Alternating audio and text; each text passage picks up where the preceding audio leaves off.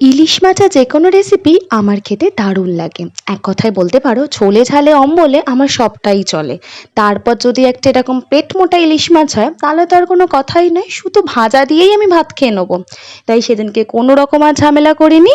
মাছটাকে ভালো করে ধুয়ে পরিষ্কার করে নিয়ে ওর মধ্যে নুন হলুদ মাখিয়ে সর্ষের তেলে একদম ছাকা করে ভেজে নিয়েছিলাম। তার সাথে দুটো শুকনো লঙ্কাও ভেজে নিয়েছিলাম, কারণ গরম ভাতে এই তেল দিয়ে আর শুকনো লঙ্কা আর কাঁচা লঙ্কা দুটো ডলে ভাত খেতে কিন্তু দারুণ লাগে।